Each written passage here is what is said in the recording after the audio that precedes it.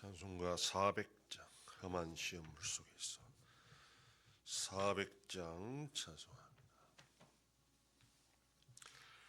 험한 시험물 속에서 나를 건져주시고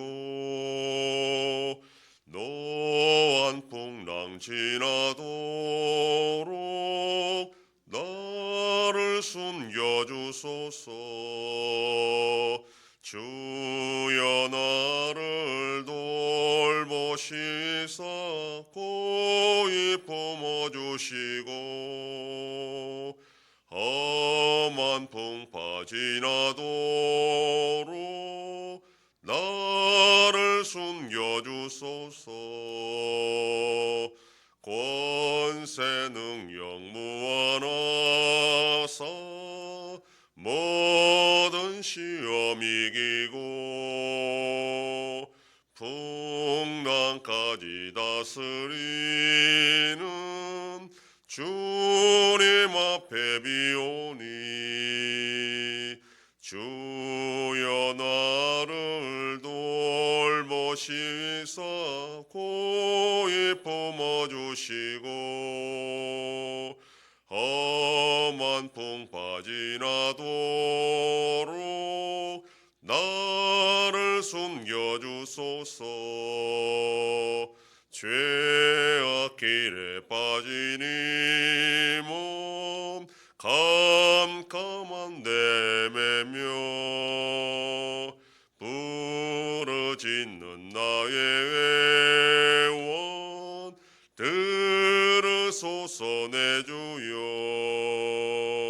주여 나를 돌보시사 고이 품어주시고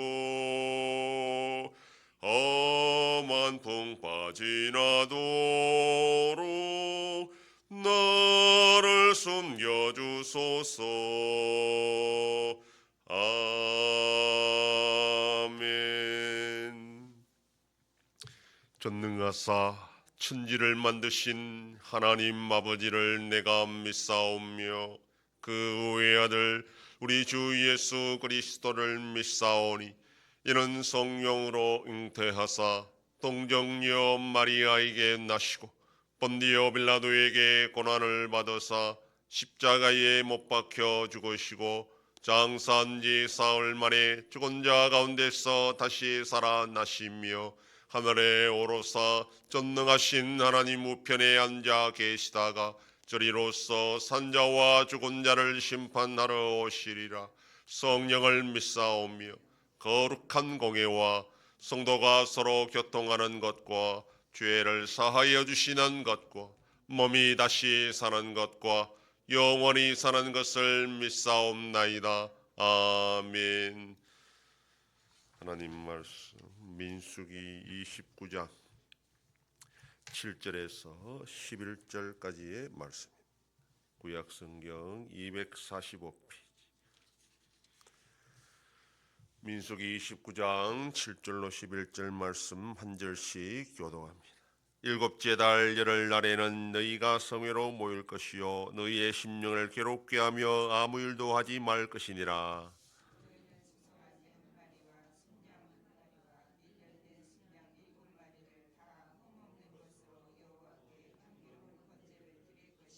그 소재로는 고운 가루에 기름을 섞어 쓰되 수송아지 한 마리에 10분의 3이요 순양 한 마리에 10분의 2요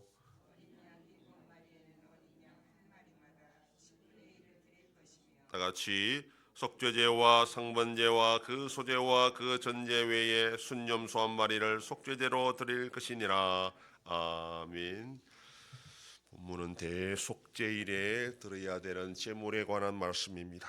종교력으로 7월 10일이고 유대 민간력으로는 1월 10일입니다. 대속죄일은 1년에 한 번 딱 대제사장이 지성소에 들어갈 수 있는 그런 날입니다.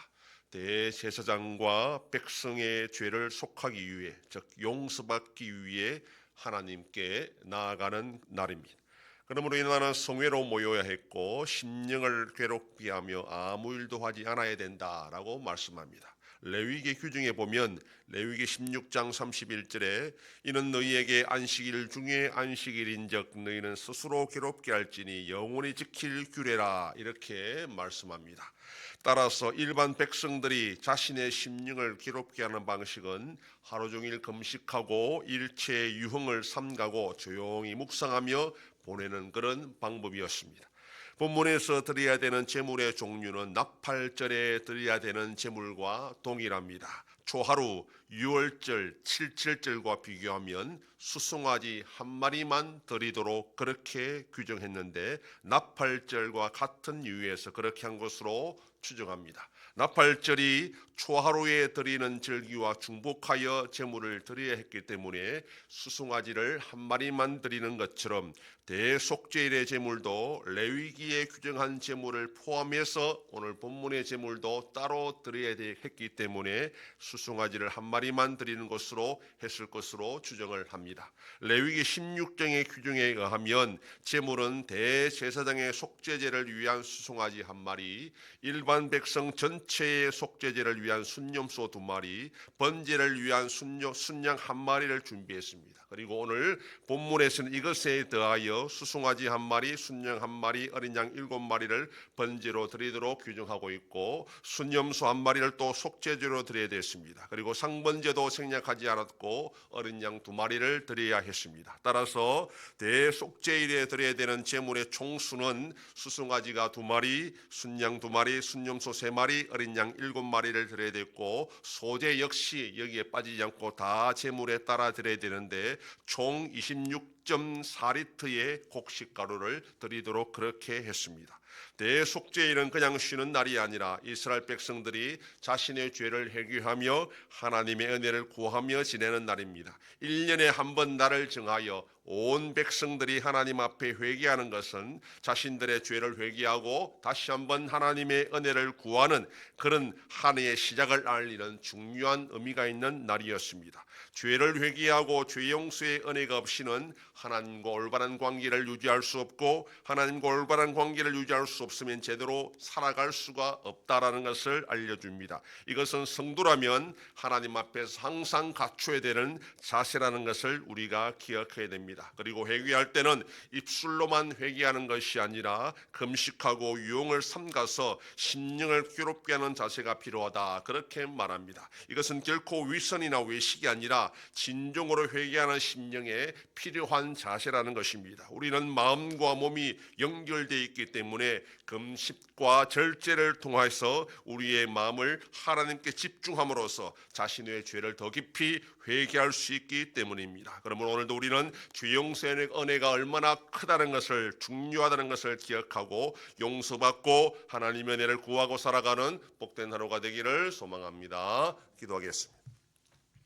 하나님 아버지 감사합니다. 지난밤도 지켜주시고 또 이 새벽을 깨우며 주님 앞에 나와 기도하고 오늘 하루도 살아가게 하시니 감사합니다. 새해를 맞이하는 이스라엘 백성들에게 대속죄를 통해서 하나님의 모든 은혜 받기 전에 먼저 자신들의 죄를 용서받아야 하는 것처럼 우리가 이 땅을 살아가는데 하나님께 은혜를 받기 위해서는 먼저 우리의 죄를 회개하고 용서받고 또한 은혜를 받아 누리는 복된 자들이 되게 하여 주시옵소서. 하나님 아버지 나라 대한민국 가운데 함께 하시고 이 나라의 죄를 용서하여 주시고 또한 하나님의 은혜를 베풀어 주셔서 올바른 방향으로 나갈 수 있도록 지켜 보호하여 주시옵소서. 전쟁 속에 있는 나라들을 불쌍히 여겨주시고 속히 평화를 허락하여 주시옵소서. 우리 양성교회가 주님의 교회로 세워짐으로 하나님 아버지께 영광 돌리는 교회가 되게 하여 주시옵소서. 성도의 가정과 생업에 복을 주셔서 감사가 넘치는 가정이 되게 하여 주시옵소서. 자녀들의 삶 가운데도 함께 해주시고 어린 생명들을 지켜주시옵소서.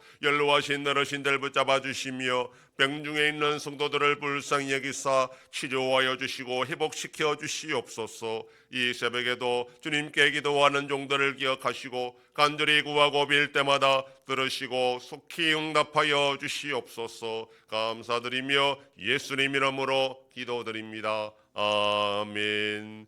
하늘에 계신 우리 아버지여 이름이 거룩히 여김을 받으시오며 나라의 임하옵시며 뜻이 하늘에서 이룬 것 같이 땅에서도 이루어지이다.